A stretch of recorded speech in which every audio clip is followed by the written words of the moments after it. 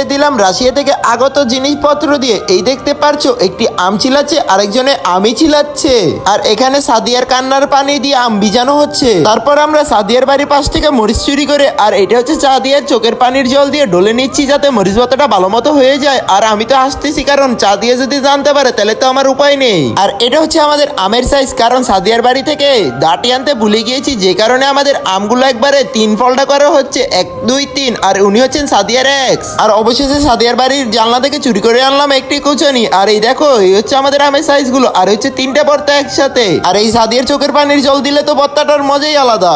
তারপর সাদিয়ার প্রতি যত জিত ছিল তা মিশিয়ে দিচ্ছিলাম এই কুচানির উপর দিয়ে। তারপরে ছোট ভাই দুটি সাদিয়ার বাড়ি থেকে পেঁপে চুরি করে নিয়ে আসে 3টি, এবং আমরা বলি যে আরে পেঁপেগুলো কেন আনলি তুই, সাদিয়া তো এখন কানবে। আর কসলাইতেছি বলতেছি আরে সাদিয়া তুমি যদি দেখতে তাহলে তো তোমার মুখের লোল একবারে পড়ে যেত এই সুন্দর করে। এই দেখো বন্ধুরা আমাদের আম ভর্তার কালারটি এসেছে একবার পুরো সাদিয়ার বাড়ির গ্রিনের চালের মতো। এই দেখো আমরা সবাই এখন খাওয়া শুরু করে দিব।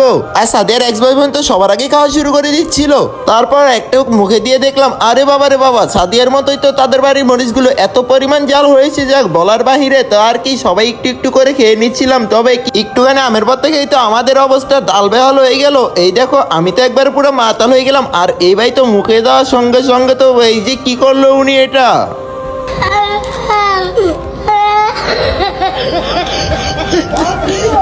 তারপর আবার সাদিয়ার বাড়ি থেকে চুরি করে আনা পেঁপেগুলো দিয়ে দিচ্ছিলাম, কারণ এত পরিমাণ জাল হয়েছে যা টয়লেটে গেলে বুঝে যাবে। তারপর আমার বাড়ি দেখি পাহাড় থেকে চুরি করে নিয়ে আসতেছে কাঁচামরিচ এবং ধনিয়া পাতা এবং টমেটো। তারপর আবার মাখা শুরু করে দিলাম। এখন থেকে ও টমেটো গুলো এভাবে কাটতেছে, আমি বলি আরে এভাবে না আমার হাতে দে। তারপর আমরা এগুলো দিয়ে সাদিয়ার চোখের পানি দিয়ে মাখানো শুরু করে দিলাম। তবে সাদিয়ার চোখের পানি তো শেষই হচ্ছে না, এত পরিমাণ জাক্কাইতেছি, তবে সাদিয়ার চোখের পানি শেষই হতে চাইতেছে না। তারপর দেখি আরেকজনের টমেটো দিতেছে একবার ঘুরি করে করে, আমার বলতেছে আরে বেটা এদিকে আমি হাতের ভিতরে নিয়ে একবারে কসলাই ব্লেন্ডার করে ফেলি। এখন খাওয়া শুরু করে দিচ্ছি আমরা। এই দেখো কি সুন্দর হয়েছে কালার। আর উনি তো একবারে 70 Pro Max নিয়ে ভিডিও করতেছে, আরেকটা তো ভিডিও করা শেষই করতেছে না। তাতে কি আমি আগে খেয়ে নি। এই হচ্ছে ভর্তা খাওয়ার পর এক একজনের অবস্থা। একজন তো এখানে বমি করে দিল, আরেকজন তো একবারে জালে হুয়া করতে করতে সে। তবে এত পরিমাণ জাল হবে যে আমরা কল্পনা করতে পারিনি। আরেকজন তো সেটে খাইতেছে, মনে 8টা গিলে ফেলবে। তবে আমরা চিন্তা করতেছি কি রে ছোট দান্নমরিচ, আরে ও তো একবার বলনি খেতে বসছে।